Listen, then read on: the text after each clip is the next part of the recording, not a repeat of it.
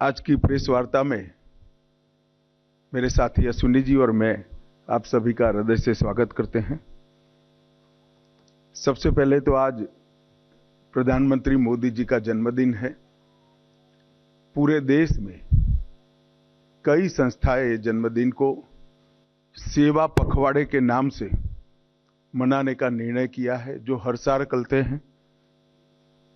17 सितंबर से 2 अक्टूबर ये 15 दिन देश भर के सभी जरूरतमंद लोगों की सेवा में हमारे जैसे कई कार्यकर्ता इसको लगाएंगे। प्रधानमंत्री जी एक छोटे से गांव के गरीब परिवार में जन्म लेकर दुनिया के सबसे बड़े लोकतंत्र के प्रधानमंत्री बने। न केवल प्रधानमंत्री बने, 10 साल में दुनिया भर से 15 अलग अलग राष्ट्रों ने इनको अपना सर्वोच्च पुरस्कार देकर न केवल प्रधानमंत्री जी हमारे देश का गौरव बढ़ाया है।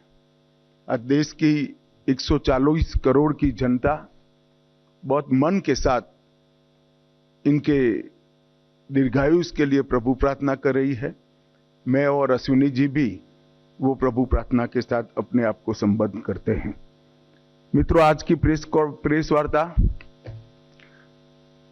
मोदी जी की तीसरी सरकार के पहले 100 दिन के कामकाज पर आपको सूचना देने के लिए बुलाई गई है।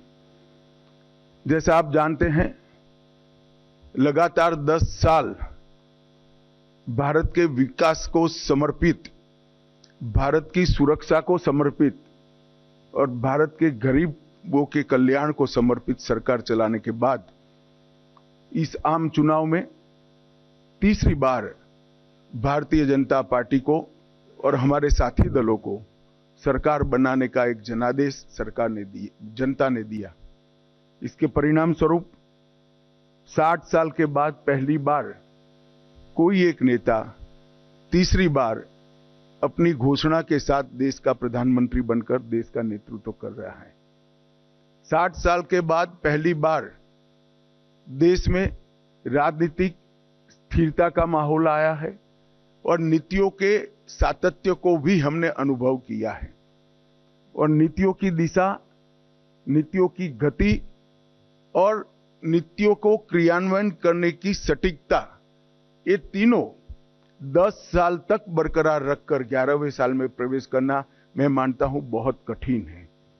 दुनिया के कई देशों में भी देखा गया, जहां एक प्रकार से वाइब्रेंट लोकतंत्र है, वहां पर ऐसे बहुत कम ही उदाहरण दिखाई पड़ते हैं।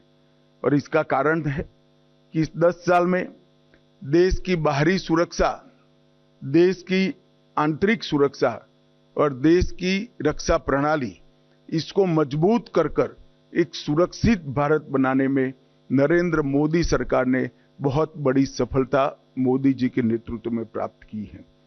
शिक्षा के अंदर आमूलचूल परिवर्तन, हमारे चिर पुरातन शिक्षा शैक्षणिक मूल्यों को समाहित करते हुए, हमारी भाषाओं को गौरवान्वित करते हुए और आधुनिक से आधुनिक शिक्षा को समाहित करते हुए नई शिक्षा नीति लाने का काम नरेंद्र मोदी जी ने किया है। जब मेक इन इंडिया का नारा दिया गया, काफी लोग इसका मखौल उड़ाते थे, मगर आज मैं बहुत फक्र के साथ कह सकता हूं कि भारत पूरी दुनिया में उत्पादन का सबसे चहेता केंद्र बन चुका है और ये वास्तविकता है। हमारी डिजिटल इंडिया की योजना को दुनिया के कई देश समझना भी चाहते हैं, स्वीकारना भी चाहते हैं और उसको अपने विकास का आधार भी बनाना चाहते हैं। इकोनॉमी के 13 पैरामीटर्स में, चाहे बैंकिंग हो, चाहे मुद्रास्फीति हो, चाहे विकास दर हो, हर पैरामीटर में हमने डिसिप्लिन लाई है और प्रगति भी की है। अंतरिक्ष के क्षेत्र में आज सभी लोग भारत का अंतरिक्ष के क्षेत्र में भविष्य उज्जवल है, इसको एक्नोलेज करते। 10 वर्ष में आजादी के बाद पहली बार दुनिया ने रीढ़ की हड्डी वाली विदेश नीति को देखने का मौका मिला है। भारत की विदेश नीति में मेरे जैसे कई लोगों को रीढ़ की हड्डी दिखाई नहीं पड़ती थी, अब भारत की विदेश नीति में रीढ़ की हड्डी दिखाई पड़ती है। 10 साल में देश के 60 करोड़ गरीबों को एक ही 10 साल में घर, शौचालय, गैस, पीने का पानी, बिजली, 5 किलो मुफ्त अनाज और 5 लाख तक की स्वास्थ्य की सुविधाएं देने का काम नरेंद्र मोदी जी ने किया है। और हमें लक्ष्य लेकर चले हैं कि अगली बार जब चुनाव में जाएंगे, इस देश में कोई व्यक्ति घर बगैर का नहीं होगा। युवाओं के लिए ढेर सारे मौके तराशे गए हैं।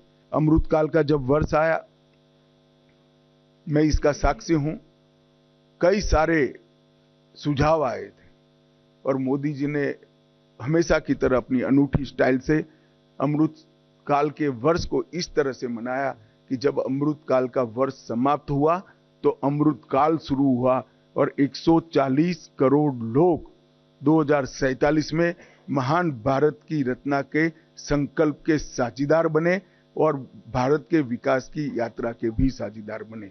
एक प्रकार से 140 करोड़ की जनता को इतने महान लक्ष्य के साथ जोड़ना ये बहुत बड़े विश्वसनीयता का प्रमाण है जो मोदी जी में देश की जनता देखती है। तीसरे मैंडेट के बाद 100 दिन समाप्त हो रहे हैं। 100 दिन में लगभग 15 लाख करोड़ रुपए की परियोजनाओं को चालू किया गया है। 100 दिन को मैंने 14 स्तंभों में बांटा है। मैं एक एक कर सबके लिए कुछ न कुछ कहना चाहूंगा। इंफ्रास्ट्रक्चर का जहां तक सवाल है, 100 दिन में 3 लाख करोड़ की परियोजनाएं हमने घोषित भी की है, इम्प्लीमेंटेशन भी शुरू हुआ है। महाराष्ट्र के वर्धमान में 76,000 करोड़ की लागत से मेगा पोर्ट बनेगा, जो पहले दिन से ही विश्व के 10 प्रमुख बंदरगाहों में शामिल होगा। 49,000 करोड़ की 25,000 अनकनेक्टेड गांवों को जोड़ने की योजना, ये योजना 100 की आबादी वाले गांवों को भी जोड़ेगी। तो एक प्रकार से मजले, टोले और आदिवासी क्षेत्रों की छोटी वसाहतों को भी अब रोड से बारहमासी कनेक्टिविटी दी जाएगी। 50,600 करोड़ की लागत से भारत के बड़े रोडों को भी बढ़ाने का निर्णय नरेंद्र मोदी सरकार ने किया है।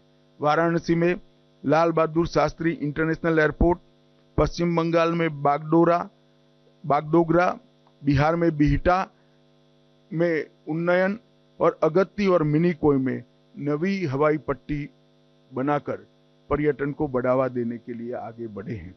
बेंगलोर मेट्रो के phase 3, Pune metro, Thane integral ring metro और कई सारे मेट्रो के प्रोजेक्ट भी हमने इस 100 दिन में आगे बढ़ा है। किसानों को और कृषि का जहां तक सवाल है, 70वीं किस्त प्रधानमंत्री किसान सम्मान योजना की 9.5 करोड़ किसानों को 20,000 करोड़ रुपया वितरित किया गया और अभी तक कुल 12 करोड़ 33 लाख किसानों को 3 लाख करोड़ रुपया वितरित किया गया है। खरीफ फसलों का एमएसपी बढ़ाया गया है। मैं एमएसपी पर जरूर कहना चाहूंगा कि आप लोग भी आंकड़ों का अध्ययन करिएगा। यूपीए सरकार और कांग्रेस की राज्य सरकारों से कई गुना ज्यादा एमएसपी की खरीदी भारतीय जनता पार्टी की नरेंद्र मोदी सरकार ने की है, हमारी एनडीए सरकार ने की है। यही बताता है कि सरकार किसानों के हितों को समर्पित है। मक्के से इथेनॉल के उत्पादन के लिए सहकारी चीनी मिलों के इथेनॉल उत्पादक इकाइयों का मल्टीफीड इथेनॉल इकाइयों में रूपांतरण किया गया है। अब वो न केवल गन्ने के रस से, मक्के से भी इथेनॉल उत्पाद कर पाएंगे। तो जिस वक्त देश में चीनी की जरूरत होगी तब गन्ने का रस का उपयोग नहीं होगा, मक्के का उपयोग होगा, और चीनी ज्यादा होगी तब चीनी के रस से इथेनॉल बनेगा। हमने प्याज और बासमती चावल की न्यूनतम निर्यात मूल्य एमईपी को हटा दिया गया है। प्याज पर निर्यात शुल्क 40% से 20% करा है और एग्रीश्योर नाम का एक नया फंड लॉन्च करने का भी हमने काम किया है। मध्यम वर्ग को भी इस 100 दिनों में कई सारी राहत दी गई है। टैक्स राहत, 7 लाख तक की आय पर अब कोई टैक्स नहीं लगेगा। वन रैंक वन पेंशन का तीसरा संस्करण लागू कर दिया गया है और 3 करोड़ घर प्रधानमंत्री आवास योजना के तहत स्वीकृत किए गए हैं। शहरी योजना के तहत 1 करोड़ घर और ग्रामीण इलाकों में 2 करोड़ घर। प्रधानमंत्री सूर्यघर मुफ्त बिजली योजना एक प्रकार से 2024 के बीच 2.5 लाख से ज्यादा घरों में सौर ऊर्जा का सिस्टम अब तक लग चुका है। एक अनूठी योजना है जिससे मध्यम वर्ग के परिवारों का बिजली का बिल तो मुफ्त हो ही जाता है, साथ में सौर ऊर्जा के हमारे लक्ष्य की पूर्ति के लिए भी वो कंट्रीब्यूट करते हैं। पीएम ई बस सेवा एनवायरमेंट फ्रेंडली सिस्टम तैयार करने के लिए लगभग 3400 करोड़ की सहायता से हमने पीएम ई बस सेवाओं की स्वीकृति दी है और स्टार्टअप को वित्तीय राहत और इनोवेशन को बढ़ावा देने के लिए स्टार्टअप पर 31% का बोझ डालने वाले एंजल टैक्स को समाप्त करने का भी निर्णय भारतीय जनता पार्टी की सरकार ने दिया है। National industrial corridor development programme के तहत 12 इंडस्ट्रियल जोन बनाए जाएंगे। जो 12 इंडस्ट्रियल जोन बनाए जाएंगे वो कहीं न कहीं बड़े नेशनल हाईवे से लिंक होंगे, इसके आसपास होंगे। ये national industrial corridor development programme के तहत 12 इंडस्ट्रियल जोन देश के हर क्षेत्र में बनाने का हमने निर्णय किया है। सबसे महत्वपूर्ण निर्णय मध्यम वर्ग के लिए मुद्रा ऋण की सीमा 10 लाख से बढ़ाकर 20 लाख कर दी गई है। पुराने ऋण का जिन्होंने सफलतापूर्वक भुगतान किया है वो सभी को इसका फायदा मिलेगा। एमएसएमई के लिए क्रेडिट गारंटी स्कीम शुरू की गई। छोटे व्यापारियों और छोटे उद्यमियों को बिना गारंटी से इससे ऋण मिल पाएगा और उनके व्यापार को नई सरलता और सामर्थ्य दोनों मिलेगा। सशक्त युवा ये किसी भी देश के विकास की प्राथमिक शर्त है।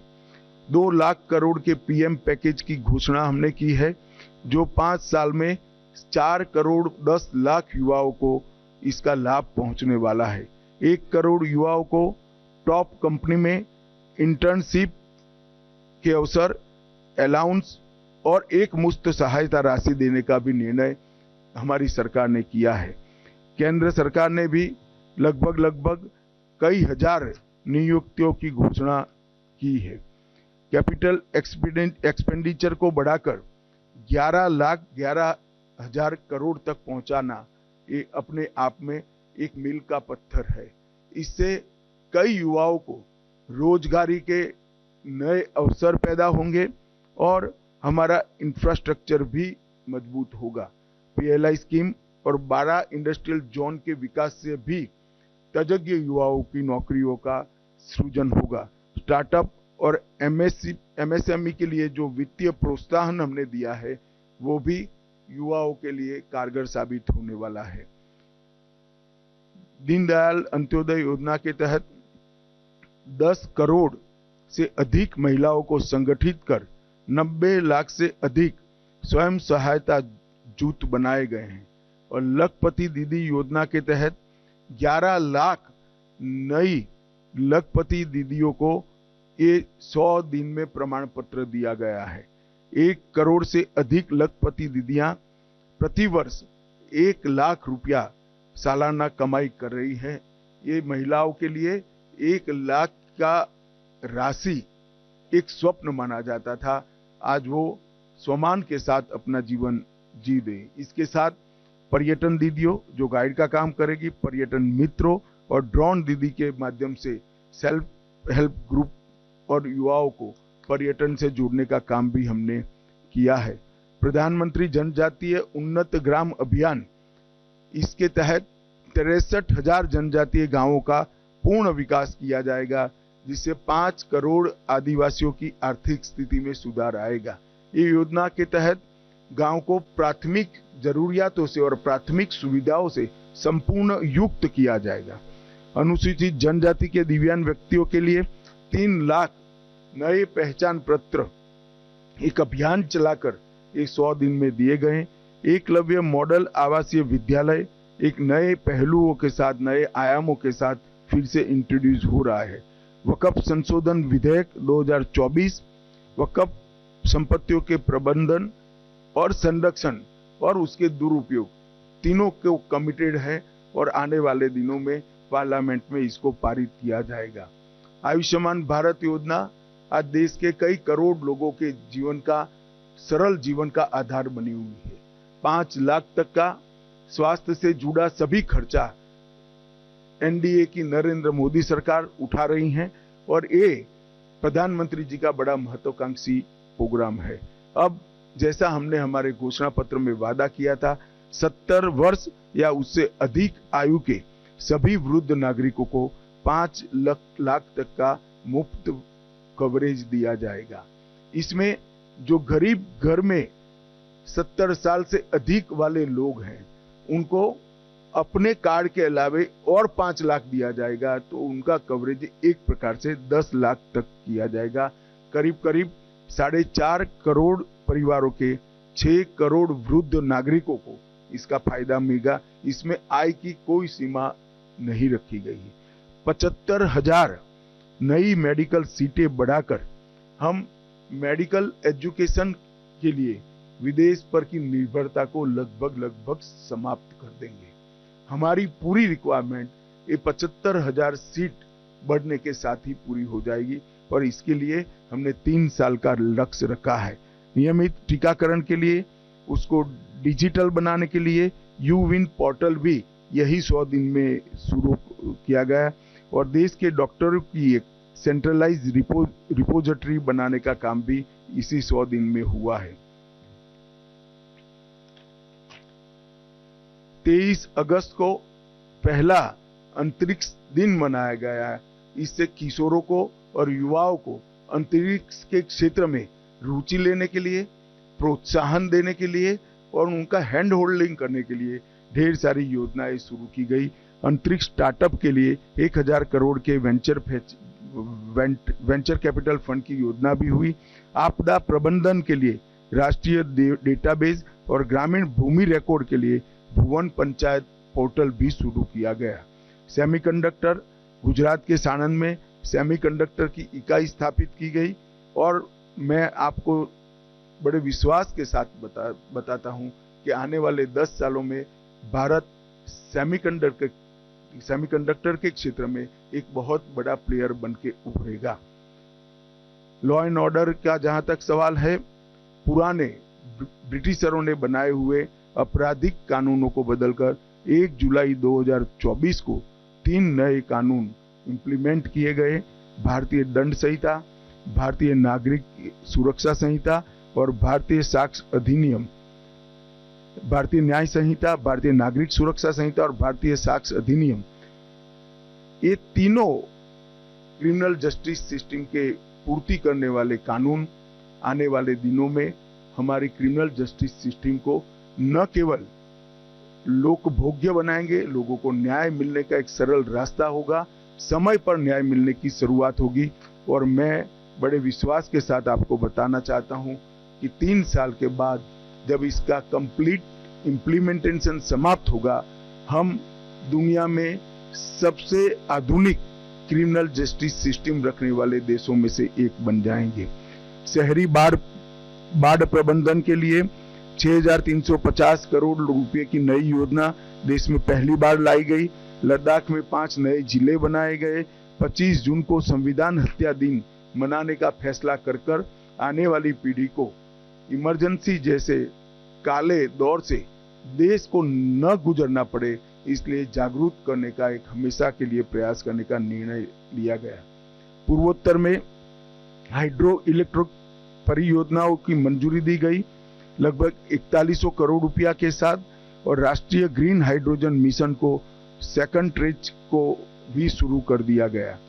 मित्रों, पीएम मोदी जी का युद्ध के बीच में रूस और यूक्रेन की महत्वपूर्ण यात्राओं की पूरी दुनिया आस के साथ नजर गड़ाकर बैठी है। पहली बार भारत में यूनेस्को की विश्व धरोहर समिति की बैठक हुई आने वाले दिनों में। इससे हमारी कई धरोहरों को वापस लाने में हमें बहुत बड़ा फायदा होने वाला है। आपदा प्रबंधन अधिनियम, इसको 2024 में लोकसभा में पेश किया गया है और मैं मानता हूं कि अर्बन फ्लड मैनेजमेंट, अग्निशमन सेवाएं, ग्लेशियर झील विस्फोट, फ्लड और अन्य डिजास्टर के मिटिगेशन के हेतु ये जो आपदा प्रबंधन अधिनियम आया है वो सब जरूरियातों को आज के दिन की पूरा करेगा और इसके लिए 12,554 करोड़ की योजना भी इस सब विशिष्ट आपदाओं के लिए निश्चित किए गए हैं। 4 सितंबर को 35 सालों के संघर्ष के बाद त्रिपुरा में NLFT और ATTF के साथ शांति समझौता किया गया। मानस हेल्पलाइन नारकोटिक्स की रोकथाम के लिए और सूचनाओं के लिए शुरू की गई। अगले 5 साल में 5,000 साइबर कमांडो तैयार किए जाएंगे और साइबर अपराध के लिए सस्पेक्ट रजिस्ट्री भी तैयार की जाएगी।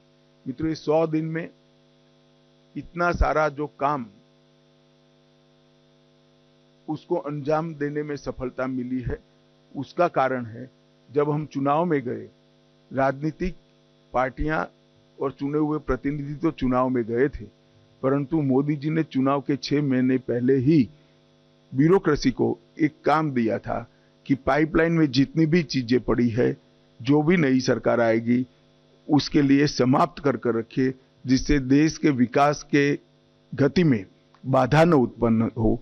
इसी का परिणाम है कि ये लगभग लाखों करोड़ों के काम 100 दिन के अंदर ही हम कैबिनेट तक की पूरी प्रोसीजर और कई जगह तो टेंडरिंग भी समाप्त कर चुके हैं।